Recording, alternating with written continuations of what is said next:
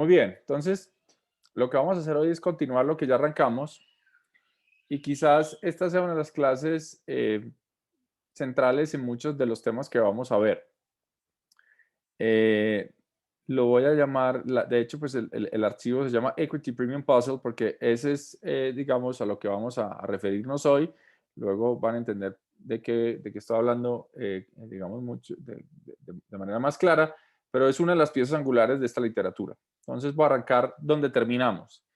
¿Dónde terminamos la vez anterior? Terminamos que habíamos dicho el mercado accionario en Estados Unidos históricamente ha tenido unos retornos relativamente altos. En una muestra acá que les muestro particular, el retorno promedio anual ha sido de 8,6 con una tasa de riesgo de 1,3, es decir, ha tenido un exceso de retorno de 7,4. Si uno lo ajusta por volatilidad, es decir, hace los excesos de retorno en unidades de volatilidad, es decir, de desviaciones estándar, pues más o menos está entre 0,4 y 0,5.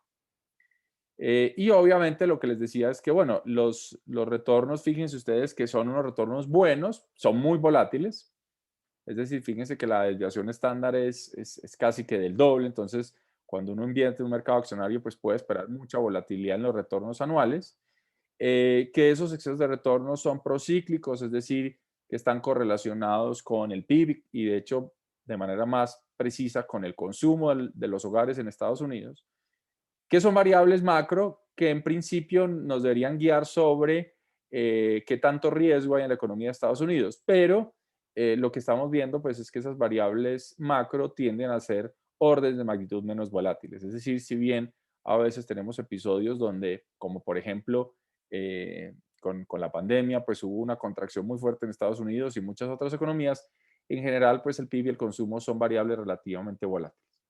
Entonces, volvamos a nuestro modelo básico. Nuestro modelo básico de, de consumo, que era el CKPEM, con una función de utilidad isoelástica o de Constant Relative Risk Aversion, nos decía que el factor estocástico de descuento, que ya sabemos varias propiedades, debe ser positivo, existe, es único en, un mercado, en mercados completos, pues toma la forma de simplemente la tasa de sustitución intertemporal marginal del consumo, que ustedes la ven ahí, en forma agregada, el factor estocástico de descuento en el modelo CKPM se puede escribir como beta, que es la tasa de descuento constante de las preferencias, por el ratio de CT más 1 sobre CT, es decir, la tasa de crecimiento del consumo a la menos alfa. Ese es el factor estocástico de descuento. Entonces la pregunta es, bueno, si uno tiene ese modelo, ¿qué tanto puede hablar del mercado accionario en los Estados Unidos? Entonces, recordemos que una vez teníamos ese modelo, sabíamos que para cualquier activo I, independiente de cuál sea el activo al cual los agentes o los hogares tienen acceso, vamos a tener la ley fundamental de precios, que es que 1 es igual al valor esperado de MT más 1 por el retorno de ese activo I cuando se realice en el siguiente periodo en T más 1. Entonces, lo que vamos a hacer es, vamos a hacer una serie de simplificaciones. Y luego les cuento qué ha hecho la literatura. Estas simplificaciones son una forma de ilustrar un punto que a la literatura le tomó bastante tiempo, porque en general, pues es difícil tener modelos que tengan al mismo tiempo, pues, una dinámica de consumo y de retornos, ¿sí? Y pues el famoso paper de Mera y Prescott en un contexto, digamos, con una función de producción, pero ciertos choques y cierta dotación, logró hacer este punto de una manera más complicada. No lo vamos a hacer en esa vía larga. Ese sería como el típico ejercicio si estuviéramos en una clase de macro avanzada y escoger el paper de Mera Prescott y leerlo y solucionarse el modelo. La solución del modelo implica una solución, digamos, unas técnicas más complejas. Acá lo que vamos a suponer es dos cosas. Para facilidad de presentación, supongamos que la tasa de crecimiento del consumo, es decir, CT más 1 sobre CT, tiene una distribución log normal, ¿sí? De tal manera que CT más 1 sobre CT es una log normal mm, con una, eh, con una media mu, es decir, ese es el promedio de, si yo simulo esa distribución, pues va a tener mu en promedio del logaritmo de la tasa de crecimiento del consumo y sigma cuadrado es la varianza, ¿sí?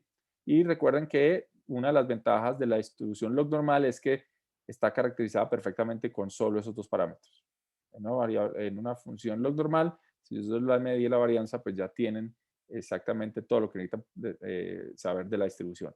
Ahora también supongamos que la tasa de retorno de las acciones, llamémoslo RE, en donde él les he dicho que muchas veces lo tomo en la literatura, que significa equity, es decir, acciones, también se distribuye log normal con dos parámetros que son de interés, pero no los vamos a imponer. Vamos a decir, esto tiene un valor esperado de RE minúscula, que esa es la tasa de retorno al equity, y una varianza de ese equity. La primera pregunta, y esto es algo que ustedes ya deberían poder hacer, es cuál es la tasa libre de riesgo, ¿sí?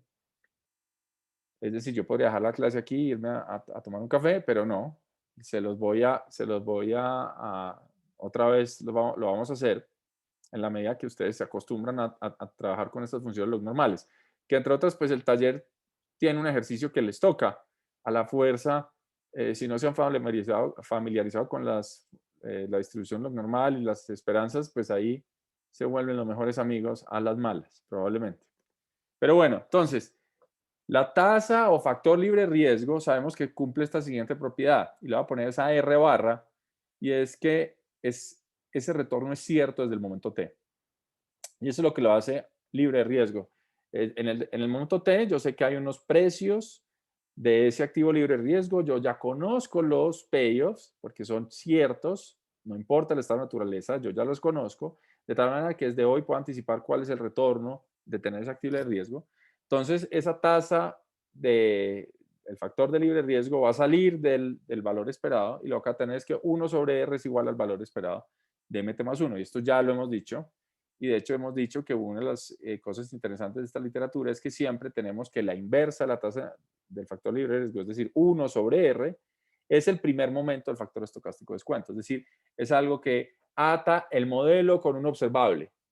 Lo ata de manera muy precaria, porque a nosotros nos gustaría reconstruir el factor estocástico de descuento, pero pues lo que sabemos a ciencia cierta es que su media, es decir, el valor esperado de ese factor estocástico de descuento, pues es 1 sobre R, donde R es esa tasa libre de riesgo.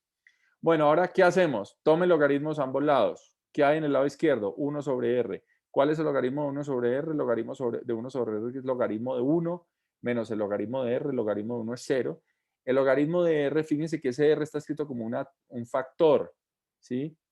Entonces yo puedo escribir la tasa libre de riesgo como 1 más R minúscula y el menos logaritmo de 1 más R se aproxima, en la medida que R no sea muy grande, a menos R, ¿sí? Entonces ese es el lado izquierdo.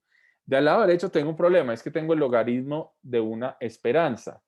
Y claramente yo no puedo intercambiar esos dos términos, ¿sí? Ese es como el error 101 de un estudiante que arranca esto y mata la literatura, porque si le llega a aplicar ese logaritmo, pues básicamente mata toda la noción que tenemos de riesgo.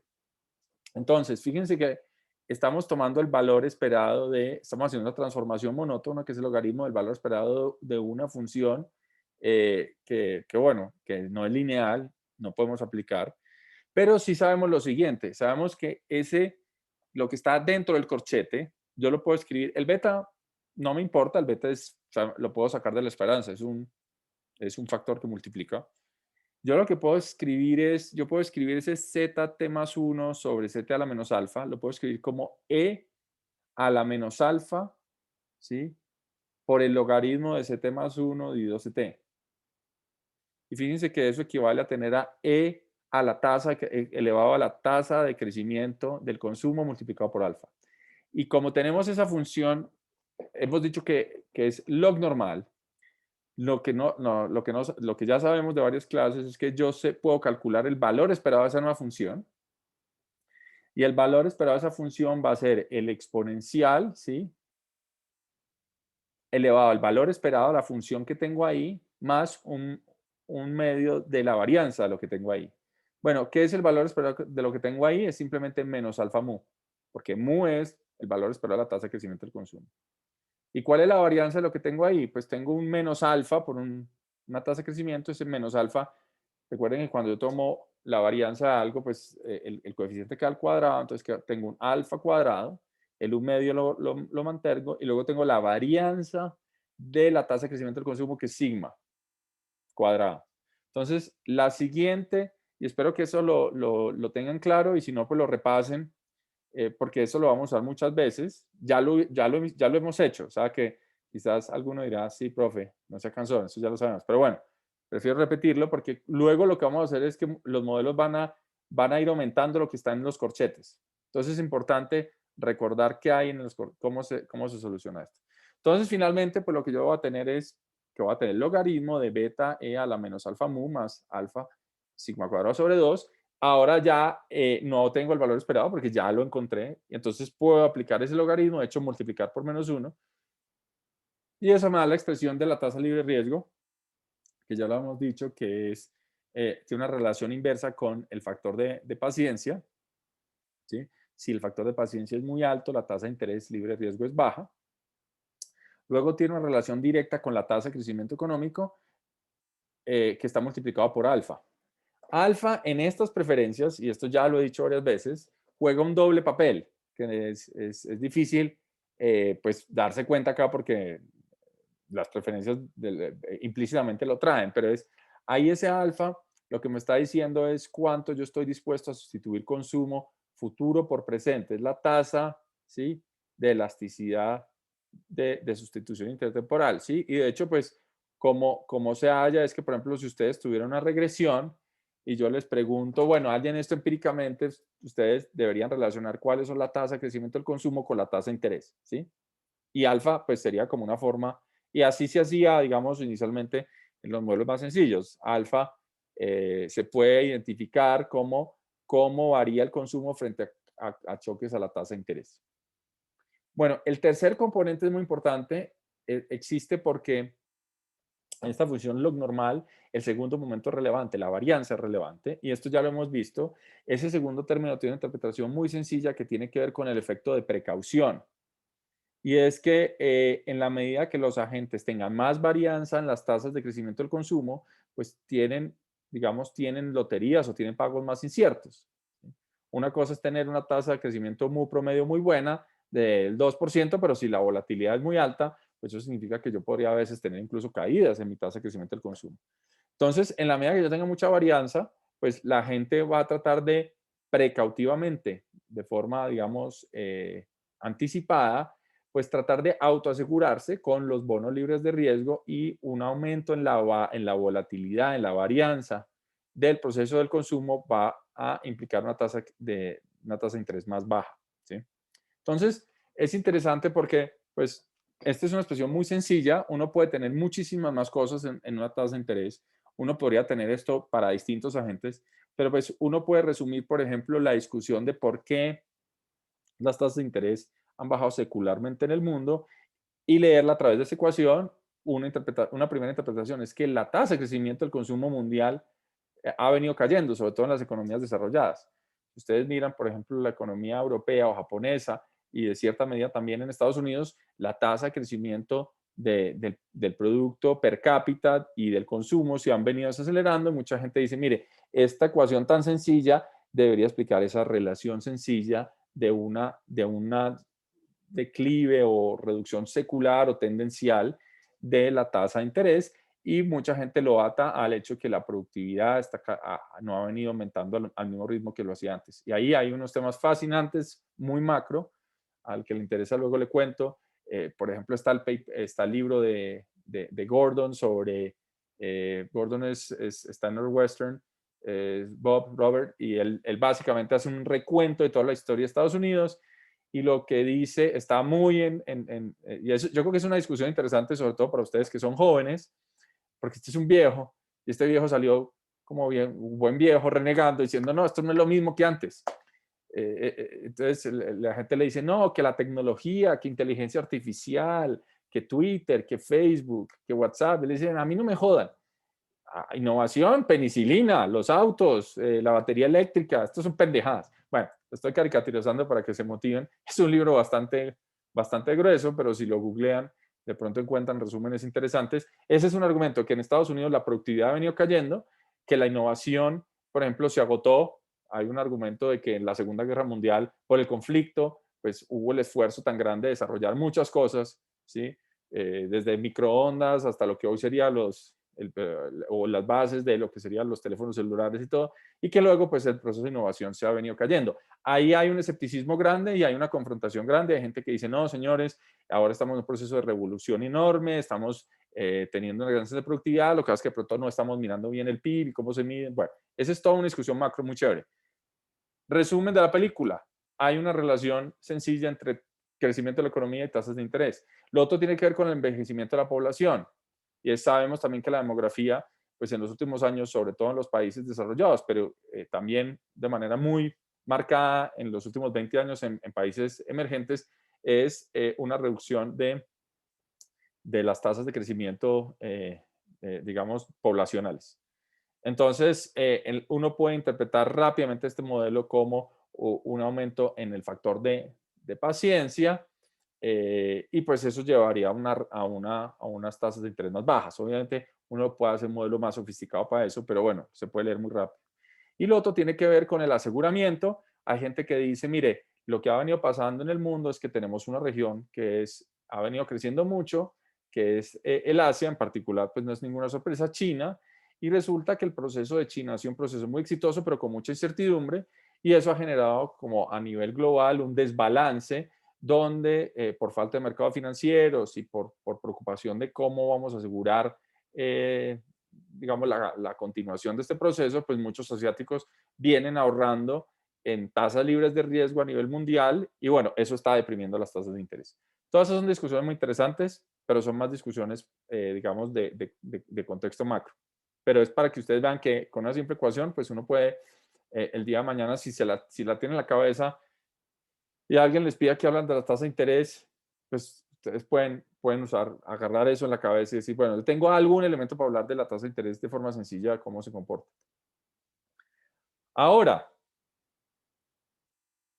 vamos a ver en este modelo qué determina o cómo se podría expresar el exceso de retorno del mercado accionario. Y aquí pido disculpas que estoy un poco daltónico eh, notacional. Antes hablé del equity y ahora hablo de M, ¿sí? Entonces, pues ahí donde ven M significa el retorno al mercado, pero pues debería ser equity o bueno, una letra que les guste. No es muy relevante porque pues lo que habíamos dicho es, vamos a asumir una distribución de esa función. Ahora, fíjense que cuando yo tengo cuando tenía la tasa libre de riesgo era sencillo porque el retorno pues era conocido, entonces yo podía sacarlo del valor esperado. Ahora lo que yo necesito es encontrar esa distribución conjunta entre el retorno al mercado y el factor estocástico de descuento. Entonces, ¿qué podemos hacer? Lo que podemos hacer es, de esa ecuación que está arriba, solo fíjense en el corchete, lo que puedo escribir esto es como E a la logaritmo de RMT más 1, ¿sí? Menos alfa, delta CT más 1, donde ese delta indica que es la tasa de crecimiento, porque esa C minúscula es el logaritmo de C, entonces fíjense que delta C minúscula, quizás ahí es difícil verlo, pero si siguen la notación, delta C minúscula significa que esto es C minúscula T más 1 menos C minúscula T, donde las C son en logaritmos, es decir, esa es la tasa de crecimiento del consumo. Ahora,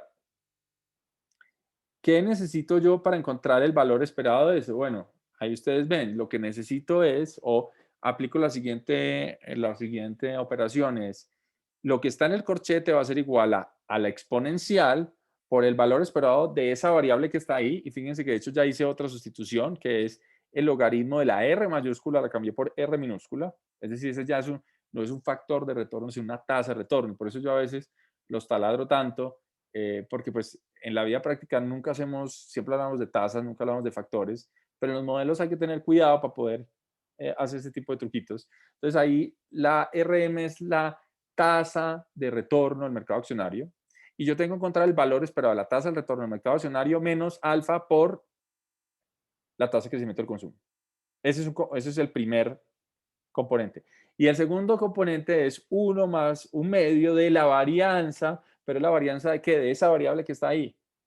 Entonces abro otra vez el corchete, tengo que encontrar la varianza de esa resta, que es el retorno al mercado menos alfa, ahí se fue un A, eso es un alfa, menos alfa, la tasa de crecimiento del consumo. Y eso es lo que tengo que hacer. Bueno, ¿cuál es el valor esperado de una resta? Es el valor esperado de cada uno de los componentes. Entonces, el valor esperado de RM menos alfa, tasa de crecimiento del consumo, es el valor esperado de RM menos alfa. ¿Y cuál es el valor esperado de triangulito CT más 1? Mu, porque eso es conocido. Ese es el valor esperado de la tasa de crecimiento del consumo. Entonces, yo ahí tengo menos alfa mu. Y luego, la varianza, bueno, la varianza de una resta no es simplemente la varianza de cada uno de los componentes, ¿sí? La varianza de A más B no es la varianza de A más la varianza de B. Es la varianza de A más la varianza de B más dos veces la covarianza de A de B. Entonces, ¿cuál es la varianza de todo lo que está en el corchete? Pues el primer componente es la varianza de RMT más 1. El último componente va a ser alfa cuadrado, la sigma cuadrado sobre 2, porque esa es la varianza de ese otro término. Y luego, pues voy a tener la covarianza, donde en esa covarianza, bueno, ahí faltó una A, yo voy a tener dos veces la covarianza, ¿sí? Pero yo tengo un 2, tengo un medio por 2, se va ese 2, y tengo un menos alfa, entonces ese menos del alfa va a quedar que la covarianza le cambia el signo, y voy a tener menos la covarianza entre RM y la tasa de crecimiento del consumo. Ahora, de ahí a la última, les voy a decir cuál es el mapa de navegación. Es muy sencillo. Tomen logaritmos a ambos lados, ¿sí? Y usen lo siguiente, que yo sé que el menos logaritmo de beta más alfa mu menos alfa sigma cuadrado sobre 2 es igual a R.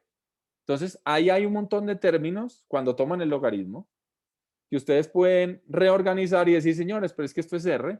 Y eso es lo que me permite a mí tener luego, después de organizar, algo muy sencillo, y es que el valor esperado de RM menos RT, que es la tasa libre de riesgo, es decir, el exceso de retorno del mercado. Y por eso a veces la E es complicada, porque a veces en la literatura usamos E de equity, pero a veces la usamos de exceso o excess.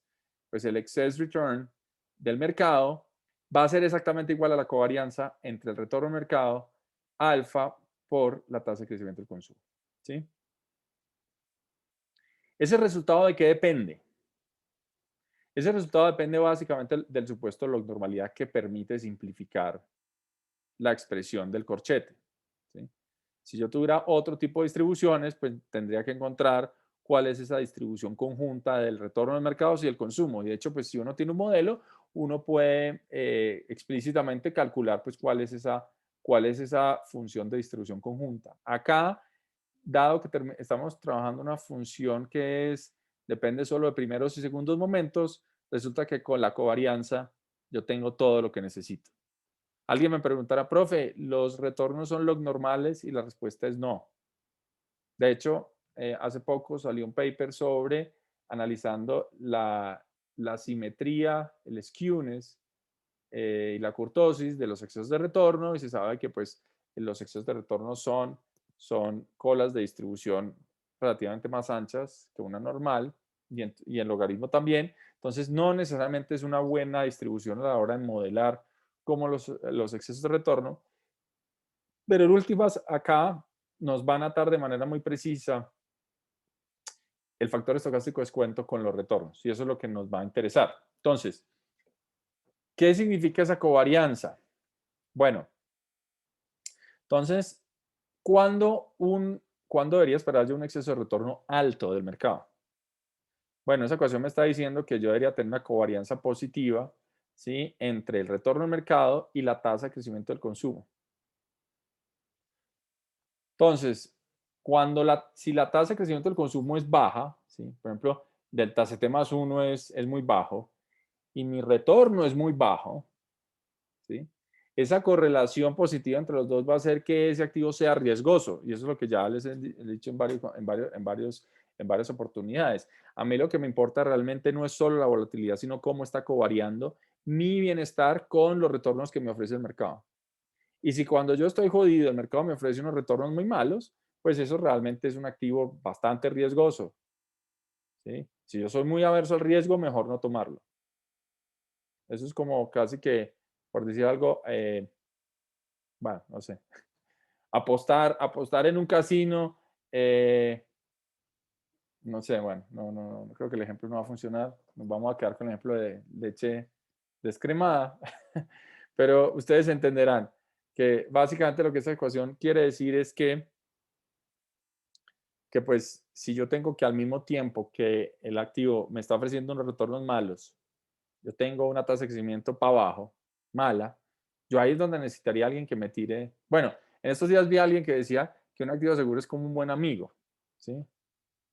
Y un buen amigo es que tiene valor y que está ahí cuando uno está jodido.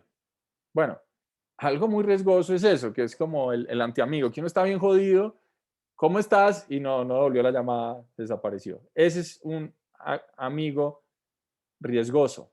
Bueno, a los activos pasa lo mismo. Cuando uno está jodido, los tipos no aparecen, los retornos no aparecen, pues está uno en la mala.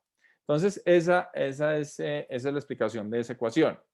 Ahora, lo interesante de esa ecuación es que tiene la intuición. Esa intuición uno la podría, y de hecho ya la hemos tenido, sin precisar tanto, ¿sí? Es decir, lo que les estoy diciendo ahora no es tan novedoso. Ustedes dirán, profe, sí, ya nos dijo. No canse más, la covarianza y que si uno está jodido, tal. Lo interesante de esa ecuación es que rápidamente nos permitiría cuantificar el exceso de retorno en esta familia de modelos. Porque nos dice exactamente, uno puede calcular fácilmente esa covarianza. Y nos dice, de hecho, esa covarianza está escalada por alfa, que es el coeficiente de aversión al riesgo. Fíjese de entrada que si una cosa que ya ustedes lo podrían saber, si alfa es cero, ¿cuál es el exceso de retorno? Esperado, cero. ¿Por qué? Porque si alfa es cero, a ustedes no les importa, son neutrales al riesgo, a ustedes lo único que les importa son los valores esperados, no les importa la incertidumbre, entonces pues ese activo es igual que cualquier otro activo, debería tener el mismo retorno, ¿sí? Como en los ejemplos iniciales que vimos. Ahora, ¿qué es una covarianza? Una covarianza es el coeficiente de correlación de las dos variables multiplicado por la desviación estándar de cada una de las variables. ¿Sí? Entonces, de hecho ahí lo que vamos a hacer es de esta ecuación anterior, ¿sí? Prestenme atención, covarianza es igual a correlación por desviaciones estándar. Cojan la desviación estándar de retorno al mercado y llévenselo a dividir al otro lado, ¿sí? Entonces ustedes escriben aquí, ¿qué es la covarianza? Bueno, la correlación entre RM y C, la desviación estándar de RM por alfa, la desviación estándar del consumo. Paso a dividir la desviación estándar del retorno al mercado, me queda a este lado, y del otro lado me queda el alfa, que está escalando, la, la volatilidad del consumo, por la correlación entre esas dos variables y por la desviación estándar del consumo. Entonces la pregunta es, bueno, este modelo hacía cuentas sencillas. ¿Qué nos dice de las preferencias de los agentes dado lo que observamos en el mercado accionario? Nos dice, miren, ese bicho que es el exceso de retorno medido como desviación estándar, en el mercado es más o menos un medio, ¿sí? Puede ser un poquito más, puede ser 0.41, puede ser 45, dependiendo de la muestra, pero más o menos un medio. Y estas son cuentas, digamos, de servilleta.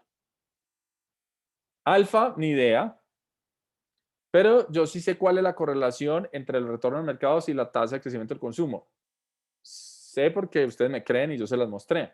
Y pues uno, digamos, si estuviera escribiendo este paper por primera vez, tendría que ir y bajarse las correlaciones y hacerlas y tal, pero créame, 0.39, ¿sí? Y la volatilidad de la tasa de crecimiento del consumo también la conocemos, es 2,1%, o sea, 0,021. Esa es la desviación estándar del consumo. Entonces, para que esta ecuación satisfaga lo que observamos, pues necesitamos lo siguiente, que un medio sea igual a alfa por 0.39, que es la correlación, por la desviación estándar del consumo. Y si ustedes hacen la cuenta en cualquier calculador en Excel, les da que alfa es igual a 61. Entonces uno dice, bien, fantástico. Alfa 61, este modelo de consumo me explica por qué el mercado accionario se comporta como está. Bueno, aquí es donde empieza el calvario. ¿Por qué? ¿Se acuerdan de nuestro ejemplo inicial de loterías? Yo les decía, señores, hagamos una cosa con una probabilidad 1/2, les pago 1.000.000, con probabilidad 1/2 les doy 8 millones. Entonces dicen, bueno, 1/2 millón, 1/2, 8 millones, cool class, ¿sí? Entonces, de eso de bueno no dan tanto, ¿sí? Eso seguramente ahí hay alguna estafa ahí.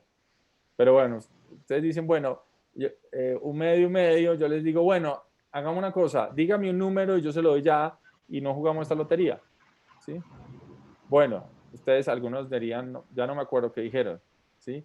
El valor esperado de eso son 4,5. Algunos dirían, no, pues con 3 yo ya estoy, con 2, ¿sí? 1,5, sí, sí, sí, son muy aversos. Bueno, si alfa fuera 6105, el del modelo, yo les ofrezco 1.012.000 pesos. Ustedes dicen, profe, ya sabe que yo no juego lotería. 1.012.000, suficientemente bueno para mí. Qué pendejada eso, los 8 millones. Yo voy a la fija. Algo así como Daniel, que es bien averso al riesgo. Pero no creo que Daniel sea tan averso de aceptar el 1.012.000. ¿Sí? Entonces, ¿qué pasa? Que por un lado, con estos mecanismos de introspección, porque este es un juego, realmente no estamos pues haciendo ningún experimento ni siquiera. Ya incluso con algo tan sencillo como eso, que no necesita ningún tipo de recurso, solo la imaginación, se da uno cuenta que es difícil pensar que los agentes tienen una aversión al riesgo tan alta como 61. ¿Sí? Es decir, parece una aversión al riesgo de no se levante la cama. Y de hecho, pues uno de los comentaristas famosos de los papers de Mary Prescott, que fueron los que mostraron este tipo de problemas, decía, mire, si la gente fuera tan aversa al riesgo, no habría economía porque no se levanta de la cama. ¿Sí? Porque pues si uno es tan averso al riesgo, pues cualquier cosa le va a parecer fatídica. ¿Sí? Entonces, a esto en la literatura se le acuñó ya casi 30 años, y ahí es donde me doy cuenta de lo viejo que estoy, el Equity Premium Puzzle. ¿Sí? Y yo no sé si ustedes conocen, pero no hay nada que emocione más a los economistas que hablarles de un acertijo. No es sino que tiran el acertijo y son como perros detrás de un hueso. Entonces alguien dijo, Equity Premium Puzzle, aquí estoy yo lo soluciono. Venga, pues yo le tengo la solución. Y eso pues generó una agenda enorme que en el medio tiempo, mientras se solucionaba, yo les había dicho la anécdota de Lucas. Y era Lucas decía, bueno, estos modelos macro nos están sirviendo para otras cosas. ¿Sí? Por ejemplo, para pensar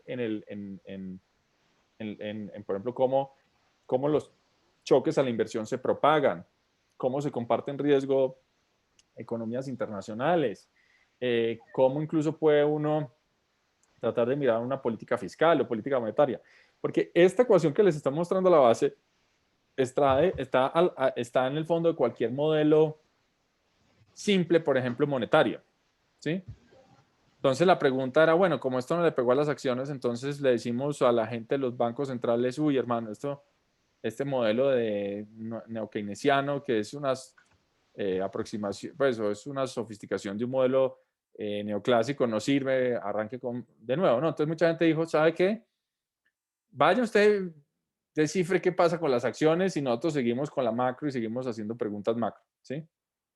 Entonces, eso generó esta que yo se las he mencionado en varias veces en la clase, sobre todo pues en la introducción de la clase, les hablé de que eso generó un divorcio grande.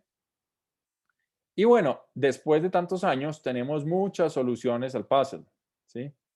Ya hay todo un menú, ¿sí? Lo paradójico es que pues muchas veces la gente macro sigue trabajando sin modelos macro que tomen nada del menú.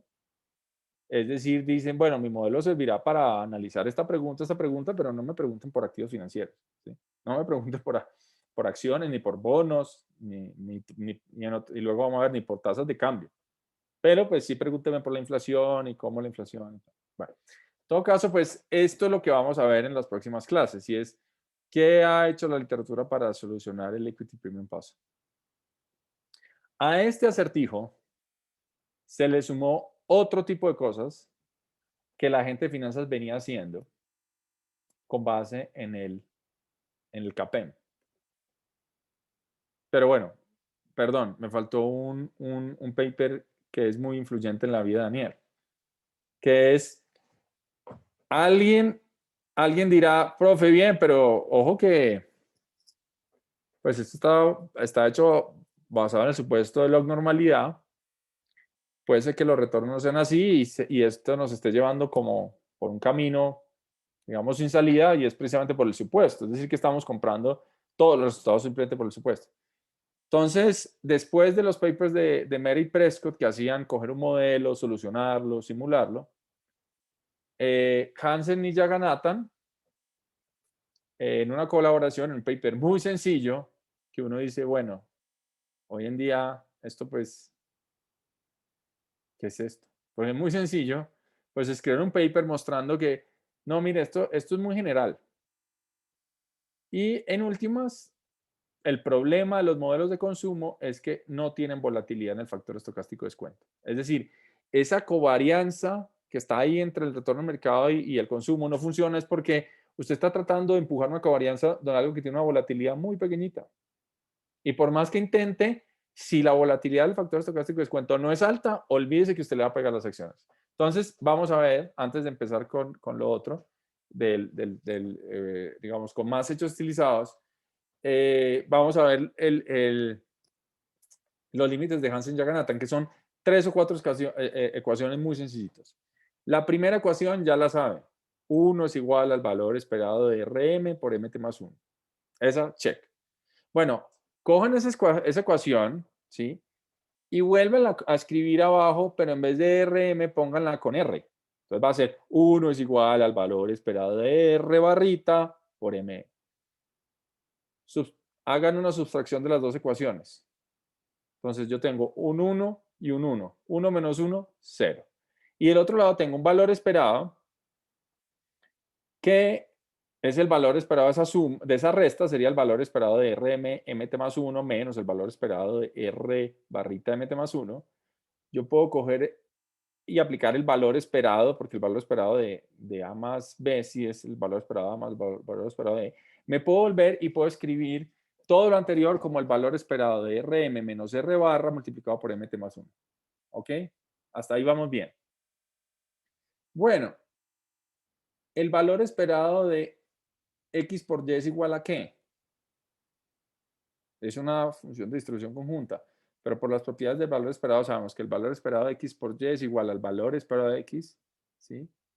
Por el valor esperado de Y más la covarianza. Y esa es la tercera ecuación, que yo tengo una multiplicación entre Rm menos R y Mt más 1. Y lo que yo sé es del valor esperado de esas dos multiplicaciones, la puedo escribir como el valor esperado de lo primero, que es Rm menos R barra, por el valor esperado de lo segundo, que es el valor esperado del factor estocástico de descuento, de Mt más 1, más la covarianza entre esos dos. Cojan ahora y llévense, reorganicen esa ecuación, cojan la covarianza, llévensela ¿sí? Para el otro lado, les queda una menos covarianza. Y apliquen lo siguiente, que la covarianza es, ya lo saben, es la correlación por la desviación estándar de cada una de esas cosas. Entonces me queda menos la correlación, la desviación estándar de Rm menos R por la desviación estándar de Mt más 1.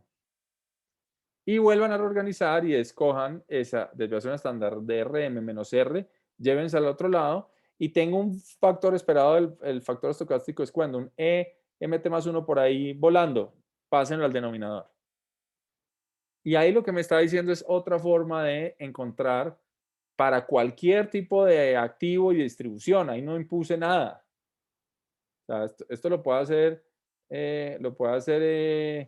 un niño de 12 años. No, pero, pues con solo los valores esperados jugando uno puede llegar ahí, ¿sí?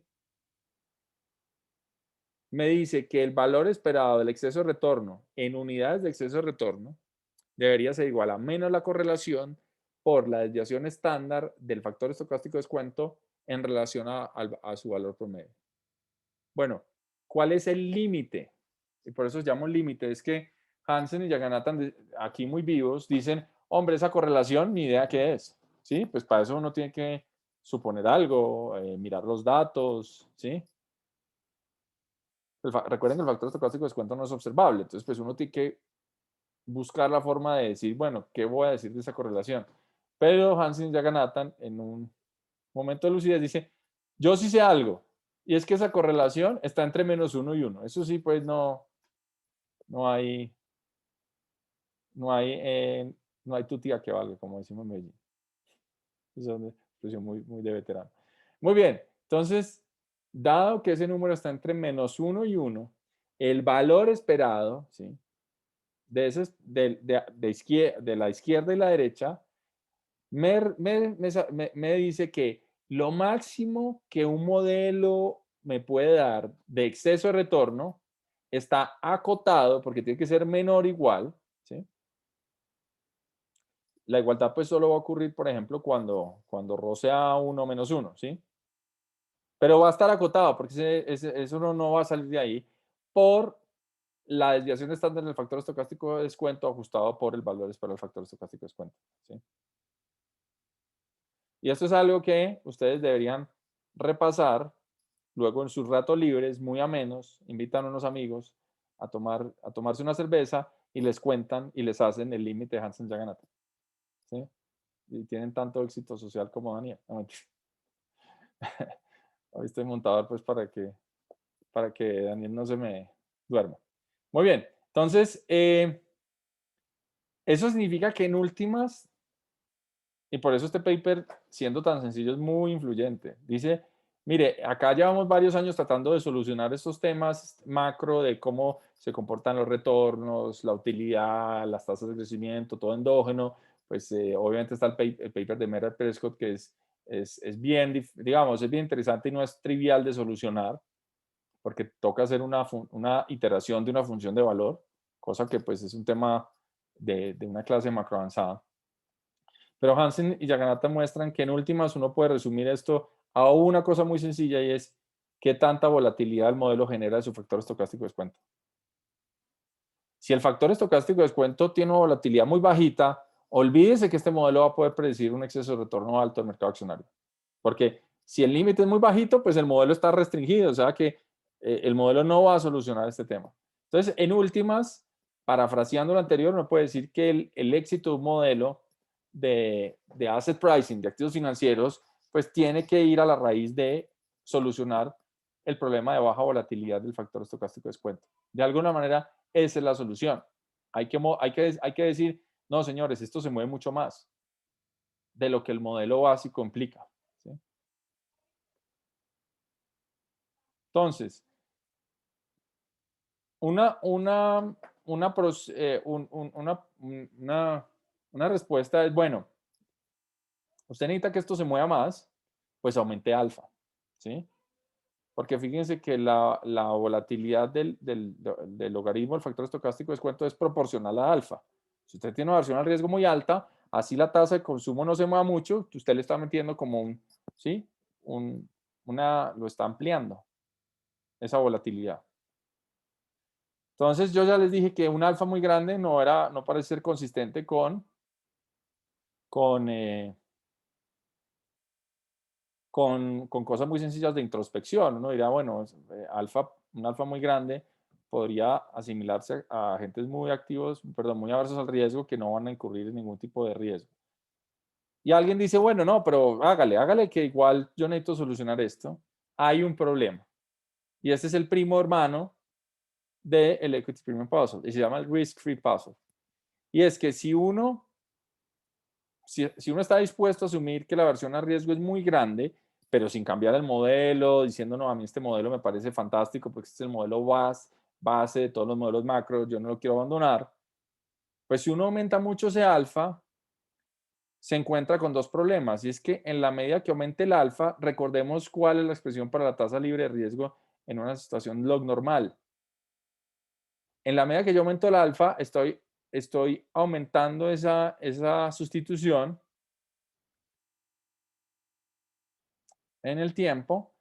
Y de hecho, lo que me puede pasar es que termino con alfas enormes o incluso con alfas negativos. Ya si me fui al extremo, perdón, con R's negativos, si me fui al extremo de alfas enormes. Entonces, el Risk Free Puzzle en una gráfica, estos son papers que salieron muy rápidamente, o sea, fueron muy seguidos en la literatura. Y era, bueno, póngale un beta de 0,99, ¿sí? Póngale un MUD del 2%, que es más o menos en el largo plazo cuánto crece el PIB per cápita de Estados Unidos o el consumo. Póngale la varianza que teníamos ahí de 2,1. coja la versión al riesgo de 60 y pico. La tasa libre de riesgo debería ser 40%. Entonces, para lograr tener un exceso de retorno, ¿sí? Del 6%, la tasa libre de riesgo queda en 40%. Entonces, en un modelo así, la tasa libre de riesgo es 40% y el mercado accionario en promedio da un 47%. Claramente, no es consistente con lo que pensamos ocurre con la tasa libre de riesgo.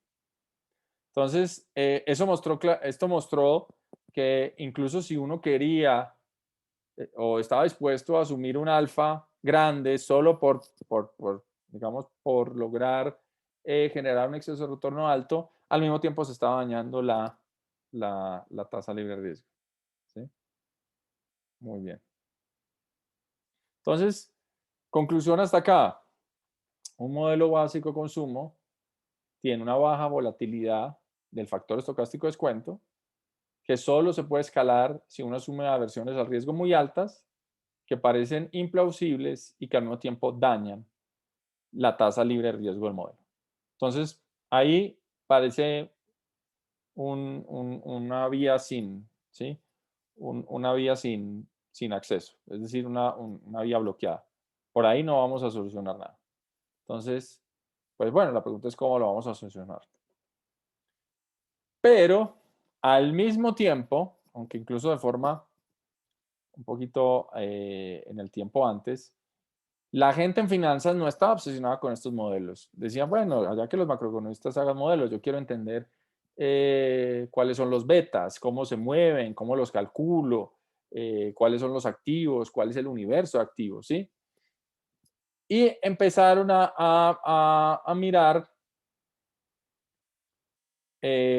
lo que se llaman eh, cross-sectional returns. Y es, bueno, si yo tengo muchos activos, ¿sí? En el tiempo, esos activos deberían tener cierta correlación con el factor de riesgo, ¿sí?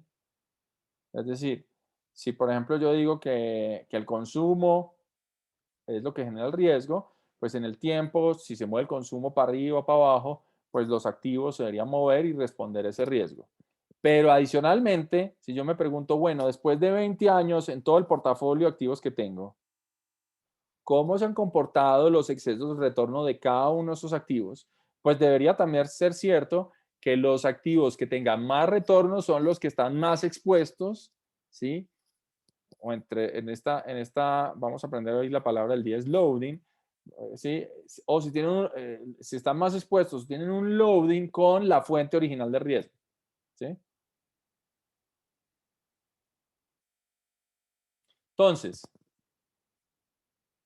esta literatura es una literatura eminentemente empírica, que arrancaba con simplemente hacer regresiones de los retornos de un activo Y, ¿sí? Eh, pueden ser los retornos o pueden ser los excesos de retorno de una vez. Es mejor hacerlo con excesos de retorno. De un activo en función de ciertos factores. Por ejemplo, en el caso del modelo CKPM, ¿cuál es el factor? Pues el factor estocástico de descuento. Porque fíjense que ese beta es la covarianza. Entonces, el beta me está midiendo qué tan riesgoso es un activo porque me mide la covarianza entre el factor estocástico de descuento y el retorno del activo. Pero luego, si yo me pregunto en el tiempo, ¿cuáles son todos los activos que tienen retornos esperados más altos? Pues ojalá sea todos aquellos que están alineados o tienen coeficientes que me muestran que en últimas están expuestos a ese riesgo que, que yo estoy proponiendo. Y esto arrancó como un boost por otro lado, y en este boost pues fue rápidamente muchas las cosas las que se empezaron a, analizar sobre qué explicaban estas series de tiempo, estas regresiones de serie de tiempo y estas regresiones transversales. Fíjense que la primera ecuación es una ecuación donde yo tengo, por ejemplo, T observaciones, ¿sí? Por ejemplo, desde el 2000 hasta el 2020, ¿sí? Mensuales, entonces sería mi vector T, y yo miro en el tiempo cómo mi retorno se covaría con una fuente de riesgo, y la ecuación de abajo es una ecuación donde yo me pregunto, no en el tiempo, sino en promedio, cuando yo tengo ya los 10 años de retornos, digo, bueno, ojalá que el exceso de retorno, o debería ser que el exceso de retorno de cada uno de los activos, pues esté alineado con la fuente de riesgo. Muy bien. Entonces, esto lo venían haciendo porque, entre otras, ya habíamos hablado que en la literatura financiera desde los 60 tenían un modelo de referencia que es el CAPEM, que fue el modelo pues, que ya analizamos y que Daniel incluso habló, que trata de encontrar esa covarianza entre cada uno de los activos y el retorno al mercado. Y bueno, había unas discusiones enormes sobre cómo determinar cuál era el mercado, qué tipo de activos considerar o no, ¿sí? Y pues en general durante toda la vida había una discusión histórica donde pues a la gente, por ejemplo, de mercado le interesa mucho las cosas más fáciles, como por ejemplo, bueno, a ver, el mercado, es el mercado de acciones de Estados Unidos, ya está. Y alguien dice en la academia, no, pero señores, ese es solo un tipo de activos, miren otro tipo de activos. Y pues luego viene la pregunta de, bueno, pero ¿cuál es el retorno a otro tipo de activos y qué otro tipo de activos? ¿Qué le meto? Métale casas. Ah, bueno, le meto casas. Y entonces miro cuál es el retorno, por ejemplo, de comprarse una casa. O el activo, por ejemplo, esto se ha llevado digamos, hasta el punto de hablar de retornos del capital humano, ¿sí? Entonces usted piensa que invierte en capital humano y cuál es la inversión en capital humano, si esa inversión en capital humano covaría o no con el riesgo del mercado. Entonces, pues esa es una literatura y una discusión muy fuerte. Pero bueno, por ahora vamos a arrancar con ilustrarles o con mirar este modelo en el contexto del CAPEM, donde el retorno al mercado es simplemente el retorno de un índice, digamos, de un número grande de acciones. Puede ser el NICE, puede ser el Standard Poor's. O sea, si ustedes quisieran replicar esto, pues lo más fácil sería coger, por ejemplo, el Standard Poor's, que es fácil. Pero bueno, esto se ha hecho de muchas otras formas. Y explotar nuevamente la idea de que si yo tengo una recompensa, ¿sí? Por cómo mi acción covaría con el mercado. Es decir, si mi acción tiene una covarianza muy positiva, yo debería tener un retorno mayor, ¿sí? Porque me estoy escalando en ese riesgo no diversificable del mercado. Pues debería ser cierto que cuando yo calculo y organizo los portafolios y todos los activos que tengo, ¿sí? Debería ser cierto que el lambda, que es el coeficiente de la segunda regresión, debería alinearme a mí todos los betas. Es decir, que si yo tengo una acción que tiene un beta alto, después de 20 años digo, bueno, ¿cuál fue el retorno promedio de esa acción? Yo digo, no, el retorno promedio fue mucho más alto porque su beta era alto. Y si tengo una acción que tiene un beta bajo, su retorno promedio tiene un retorno bajo, ¿sí? Y entonces, pues estas regresiones hay varias formas de hacerla. Si estuviéramos en una clase eminentemente financiera, y ahí está, digamos, dos exposiciones muy buenas de este tema, está en el libro de Cochrane y en el libro de Campbell, pues hay toda una discusión econométrica de cómo se hacen estas dos regresiones, ¿sí? Porque obviamente, pues uno, supuesto sobre los errores, puede llevar a que estos coeficientes pues estén sesgados o tengan un problema, ¿sí? Acá lo que me interesa es que ustedes se queden con digamos, con la lógica, porque no es que hacer las regresiones de forma más purista va a cambiar el hecho estilizado. Pero para que entiendan cómo se hacen estas regresiones de forma más sencilla, ustedes hacen una primera regresión y supongamos tienen, bueno, en el tiempo tienen 10, 20, 30 años, si tienen 50 activos, ¿sí? Escogen 50 activos o 50 portafolios que resuman activos. ¿Cuántos betas van a tener?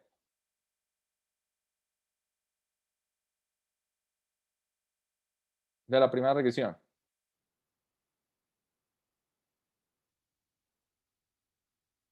Todos se rascan la cabeza. ¿Alguien se anima? Nicolás, así muy voluntario que digamos. ¿Cuántos betas voy a tener si hago esa regresión? Mm, no sé, de pronto, pues, de pronto del número de activos que esté evaluando. Claro, si yo tengo 50 activos, pues es tedioso porque yo tengo que hacer 50 regresiones, donde, activo 1, ¿Cómo es su covarianza con el mercado en los pasados 20 años? Activo 2 y así. Y corro una regresión, entonces tengo 50 betas. ¿Ok? Y luego en la segunda regresión, que es la transversal, ¿sí? Y cuando digo transversal, estoy refiriendo a que voy a hacer una regresión resumida de todos mis paquetes. Lo que voy a tener cuántas observaciones. Voy a tener 50 observaciones. Esta es una regresión, la segunda regresión es una regresión bien chichipata, porque es, si yo tengo 50 activos, en la segunda regresión voy a tener 50 observaciones de valor esperado, es decir, de cuánto fue el retorno, el exceso de retorno de cada uno de esos 50 activos después de 20 años, ¿sí? Menos 2, uno le fue muy bien 5, otro le fue espectacular 15. ¿Sí? Entonces tengo 50 y luego voy a tener 50 betas. Y lo raro de la segunda regresión es que los betas se usan como variable explicativa. ¿Sí?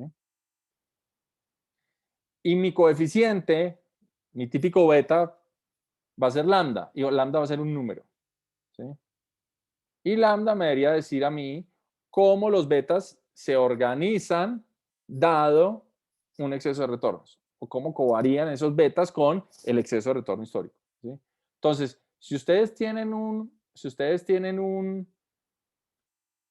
modelo muy bueno, los activos deberían históricamente estar súper alineados con, por ejemplo, su exposición al factor de riesgo. Y ya les voy a mostrar en un segundo porque es más fácil mostrarle las gráficas. Eso creo que ayuda más, pero pues en palabras es eso, que si yo tengo un muy buen modelo, pues los excesos de retorno se deberían alinear acá. Entonces todo esto es para llevarlos al paper de Fama French, que es del 92, ¿sí? Pero antes de llevarlos al paper, les voy a motivar el paper con hechos estilizados. Segundo, que está más oscuro que no se ve nada. Muy bien. Entonces, esto es algo que yo les pongo el link aquí y cualquiera en 2 horas lo puede hacer, o menos. Esta es la biblioteca de retornos de Kenneth French, que es uno de los autores de Fama y French, el paper muy clásico. Es quizás uno de los papers más citados en finanzas. Entonces, si ustedes van ahí, ahorita si tenemos, a pronto la próxima clase entro y les muestro cómo es la página. Esto ya lo hice hace cierto tiempo, habría que actualizarlo. Pero miren, yo les muestro los promedios de exceso de retorno de 10 portafolios. ¿Sí? Y estos portafolios los voy a organizar primero por tamaño. Estos son datos históricos, desde 1947 hasta 2010, es decir, es una muestra larga en el tiempo, con frecuencia anual. Y lo que van a hacer Ken French es que cada año van a decir, bueno, este es mi portafolio de acciones, ellos usan el New York Stock Exchange, el NYSE, son más o menos 2,000 acciones.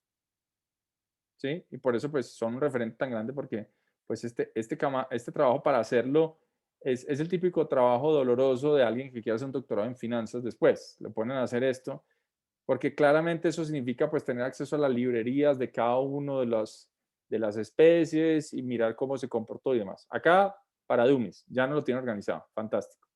Entonces cada año lo que van a hacer es, van a organizar las empresas en pockets, en cubitos, ¿sí? De 1 al 10, donde 1 son las empresas más chiquitas, 2 son las empresas segundo más chiquitas, 3 un poquito más grandes, así hasta las 10. Entonces, en el decil 10 están las empresas más grandes de Estados Unidos. Esto necesita un rebalanceo anual porque claramente las empresas van cambiando de tamaño, ¿sí?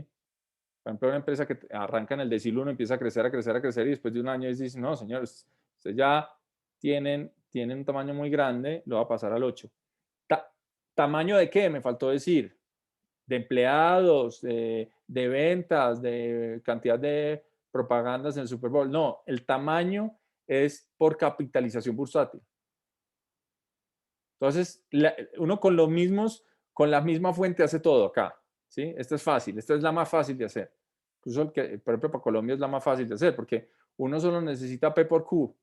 precio, el tamaño, el P, el precio de la acción, Q, cuántas acciones hay, P por Q, la capitalización bursátil, organizo mis empresitas un año, digo un año después qué pasó, calculo los retornos de todas y son weighted average de cada bucketcito, de cada cuadradito, y al año digo, bueno, este fue el retorno y así sigo, todos los años, ¿sí? Eso ya lo llevan haciendo esta industria buen tiempo. Entonces, ¿qué ve uno ahí? El exceso de retorno. ¿Cuál era el exceso de retorno del mercado accionario, Germán, en Estados Unidos? ¿Qué habíamos dicho? Creo que era 8.53, no me acuerdo bien. Muy bien. Por ahí, ¿sí? En esta clase, estos números somos laxos. Dependiendo de la muestra, algunos da 8, algunos da 5, ¿sí? ¿Sí? Porque depende mucho, pues, del periodo histórico y de la muestra. ¿Qué estás viendo ahí tú, Germán? ¿Cuáles empresas les fue mejor en términos de retorno, las pequeñas o las grandes? Pues si estoy entendiendo, yo diría que las grandes, pero no sé. No, no estás entendiendo. Pero bien, para eso es la clase. Hombre, Germán, si yo le digo, Germán, venga, yo le tengo un activo que le va a dar 6, 7, ¿sí? Porque 6,93, digamos, es 7. Y le tengo otro activo que le va a dar 15. ¿A usted cuál le gusta más? El de 15. Listo. Obviamente, Germán, yo sé que me respondió y me miró feo diciendo, pero este profe, pues obvio que el de 15, pero ojo porque el riesgo, ¿no? Entonces, ¿qué estamos aprendiendo de esta carreta el riesgo y pone a escoger? Y Germán tiene razón si se enojó. Y es, bueno, yo lo puse a escoger como dos opciones, pero pues no le di mucho contexto. Entonces, si uno mira ahí los retornos, lo que está claro es que el exceso de retorno histórico para Estados Unidos en ese periodo, y eso es importante, pero esto, recuerden, uno de los grandes supuestos acá en toda esta literatura es que las cosas tienen cierta ergodicidad, es decir, que las distribuciones, si uno las ve ya mucho tiempo en el pasado, se comportan igual en el futuro, ¿sí? Pero bueno, desde el 47 de 2010, lo que le quería decir a Germán es que las empresas de tamaño más pequeño en la bolsa, que igual no son cualquier tienda de barrio, porque pues para cotizar en bolsa en Estados Unidos se necesita ya ser alguna empresa así, grande. Esas empresas que son las más chiquitas dentro de las grandes han rentado el doble, ¿sí? Y que de hecho, mientras más grande la empresa, menos retorno. Entonces uno dirá, bueno, pero ojo, claro, es que esto tiene algunos riesgos, ¿no? O sea, invertir en una empresa chiquita tiene algunos riesgos. Y claro, eso es lo que estamos tratando de mirar. La pregunta es, ¿cuál es el riesgo desde el punto del CAPEM? Si uno solo tiene el CAPEM en la cabeza, no ha visto más, no piensa más, el riesgo es la covarianza con el mercado. ¿Sí? Entonces, la justificación de que las empresas chiquitas renten más es que deben tener unos betas mucho más altos que las empresas grandes. Y solución de la película y todos felices y todos invertimos en distintos tamaños, ¿sí? ¿Por qué? Porque, repito, la fuente de riesgo en el CAPEM es la capacidad que tiene un activo de escalar o no un riesgo que no es diversificable, que es el riesgo del mercado, y por tanto, yo le tengo que exigir un exceso de retorno si me escala ese riesgo. Entonces, si yo tengo que el beta de las empresas 1 es muy chiquito, perdón, muy grande, pues se entiende por qué van a rentar más. Listo. Espero que esa parte sea entendida. ¿Hay alguna pregunta ahí o no? Estos son datos, como dice el meme, y hay que darlos. Bueno, ¿preguntas? Bueno, segunda casilla es un poquito más enredado y es un poquito más difícil de calcular. Y es, vamos a hacer el mismo ejercicio. Denme en bucketcitos, denme en cuadraditos. Y yo voy a organizar mis empresitas como organizando cartas, ¿sí? Ahora las voy a organizar por un criterio que se llama Book to Market. ¿Qué es book? Es el valor en libros histórico de una empresa. Entonces, bueno, ahí se me enreda y de hecho, pues ahí ya no es tan fácil. Afortunadamente, por ejemplo, hoy en día, pues hay un montón de sistemas de servicios financieros que le permiten a uno fácilmente ver el valor en libros de una empresa, sobre todo pues si es un mercado desarrollado que tiene en una contabilidad más o menos estable, ¿sí? Pues es fácil encontrar cuál es ese valor en libros. Usted vaya a Colombia y pregúntele a una empresa ya cuál es el valor en libros y bueno, ya empieza usted que si es, que con la NIF, que sin la NIF, que si está listada en bolsa por lo menos reporta, que si no entonces vaya a la sub. Ahí se enredó. ¿Sí? Pero bueno, en un mercado relativamente sofisticado, las empresas van a reportar el valor en libros. Entonces, por ejemplo, usted coge a Bianca y le dice a Bianca, a ver, señores, a Bianca Holdings, ustedes tienen un montón de cosas, dígame en sus libros qué activos tiene y cuánto vale. Entonces empiezan, bueno, venga, avioncito a 319, tengo 25 de esos y los valoro tanto. Avioncito a 320, ¿sí? Incluso pues a veces las empresas tienen intangibles, ¿no? Y usted dice, ah, perfecto, yo ya sé cuánto vale usted por libros. Es decir, si yo quisiera comprarle todos los activos que tiene usted, esto es lo que pagaría. Esa es otra forma de verlo. ¿Sí? Eso lo vamos a comparar con lo que vale la empresa en el mercado. No necesariamente tienen que coincidir. ¿Sí?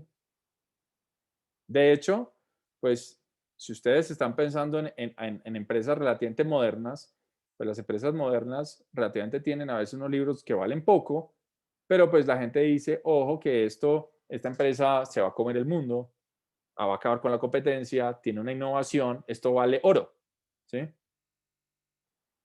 Y sobre todo, pues eso es muy cierto de lo que llamamos la nueva economía. Entonces, el ejemplo más clásico sería Hertz. Usted coge Hertz y dice, bueno, señor Hertz, ¿cuál es su valor en libros? Empiezan, vea, yo tengo aquí 2 millones de carros parqueados, más unos parqueaderos. Señor Uber, ¿cuánto vale su valor en libros? No, nada, yo no tengo carros. ¿Sí? Entonces, uno diría, bueno, si no tiene carros, que no valga nada. Y bueno, ya han visto que es al contrario. Entonces, pues no sé, seguramente ustedes en Twitter o en Instagram o en la red social exótica de sus preferencias, pues habrán visto algo que les dice, la empresa más grande de hoteles no tiene un solo hotel.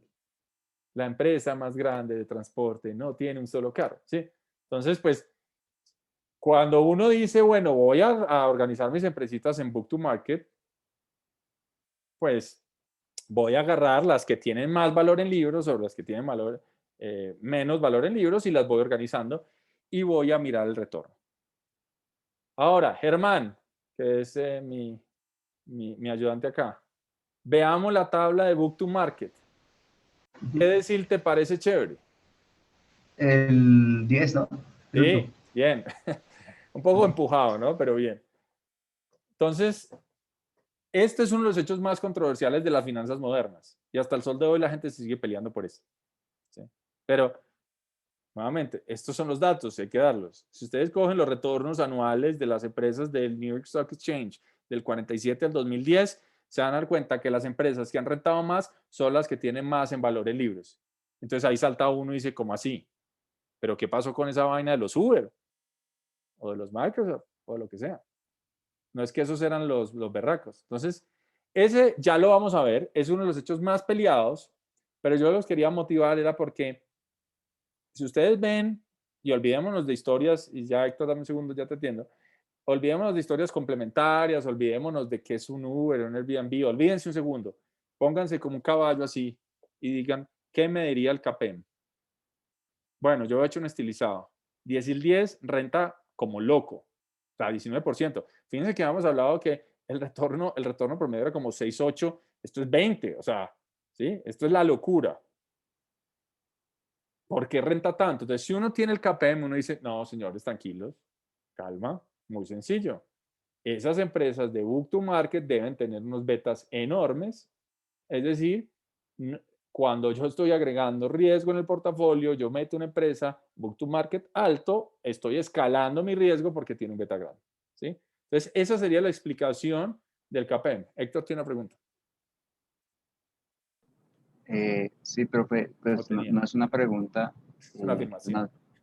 es más bien una cosa. Usted dijo que pues si hoy en día se hiciera ese experimento, digamos, daría así, pero han habido resultados que ya, digamos, el factor value respecto a book to market se ha erosionado, entonces tocaría utilizar otras aproximaciones como EBITDA a valor en libros u otro tipo de cosas. Pero Listo. Entonces, el Héctor, lo mensaje que es pasa el es que mismo. Héctor es avanzado. Entonces, Héctor ya se mueve como pez en el agua. Entonces, le va a tocar tener paciencia aquí. Entonces, la cuestión es, les voy a mostrar históricamente la discusión, ¿sí?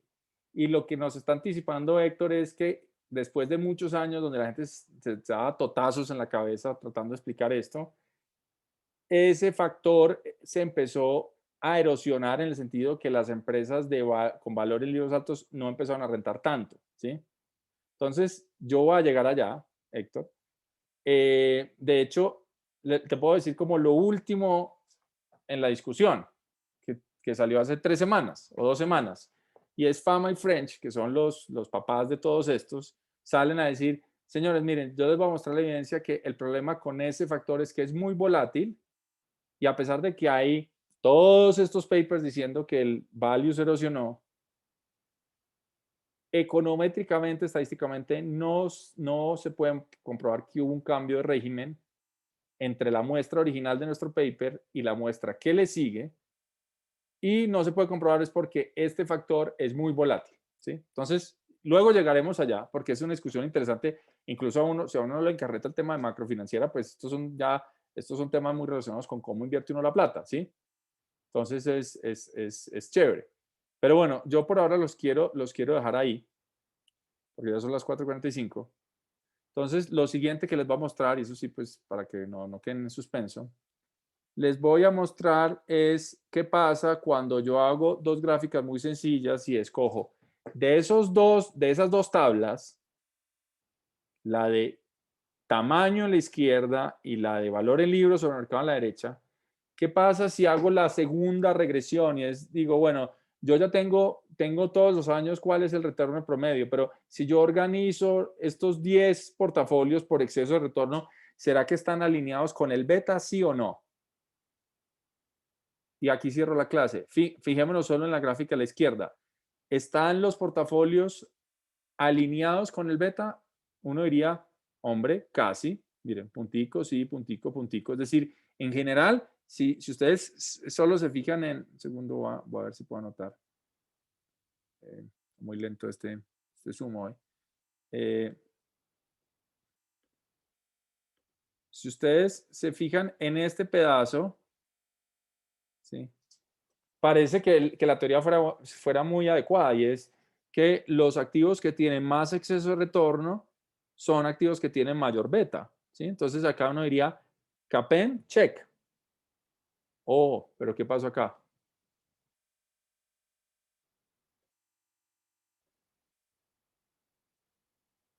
Que hay un exceso de retorno muy bajo con un beta muy bajo, y hay un exceso de retorno muy alto, ¿sí? Que está sobreexplicado o sea, no, realmente pues está muy desviado del modelo, ¿sí? Entonces, ¿qué pasa con este activo? Este es un activo que está muy desviado, este es otro activo que está muy desviado. Entonces, el paper de Fama French, y de ahí vamos a continuar la clase pasada, de la clase siguiente, va a decir, señores, hay un problema con el CAPM, y es que parece que para los portafolios muy pequeños y muy grandes, la covarianza con el mercado no está explicando bien esos retornos, ¿sí? Y es necesario introducir otro factor de riesgo, dependiendo del tamaño. Y la otra conclusión es que ven acá, este es el portafolio de valor de libros, precios de mercado. Ahí sí uno dice, no, señores, esto sí es un desastre, ¿sí? Esto es nada que ver, son unos puntos regados por todo lado, ¿sí? Un pato, dice ahí. Entonces, ¿qué va a decir Fama y French? Señores, el KPM acá no funciona. Y eso pues va a generar una discusión que hasta el sol de hoy sigue, y es si además del riesgo de mercado hay otros riesgos. ¿Eso por qué nos va a importar a nosotros? Porque nosotros ni siquiera nos va a convencer que el riesgo de mercado es una explicación. Esa es la idea, decir, señor Escapem, ¿usted qué me está hablando? Explíqueme el riesgo de mercado. No me salga con que todo es covarianza con el riesgo de mercado, ¿no? Muéstreme cuál es el origen de ese riesgo. Y el primero fue, bueno, el consumo, y no va a funcionar. Entonces, con esto terminamos la siguiente clase. Les voy a mostrar que los hechos estilizados hacen que los modelos que satisfagan todas estas cosas son difíciles. Necesitan responder a muchos hechos estilizados para poder responder tanta cosa. Muy bien. Entonces, con eso termino. Les recuerdo, el martes no hay clase. El martes simplemente me conecto para ver si hay preguntas del taller y esto pues lo hacemos el martes y ahí ya terminamos este pedazo. ¿Ok? Luego les pongo la grabación de esto y las diapositivas. Muy bien. Bueno. Entonces, no siendo más, feliz tarde. Disfruten el taller y nos vemos jueves o martes. Chao, chao. Profe, qué pena antes de que acabe la clase. Quedé Sí. enredado con las fechas. ¿Al fin cuándo es que no hay clase? ¿No hay clase el jueves? ¿O no hay El clase jueves, martes? este jueves. Este jueves no hay Este clase. jueves no hay clase, no. Jueves 4 de marzo. No hay Ok. clase. Ok, listo. Listo. Listo. Gracias. Dale, chao pues. Gracias.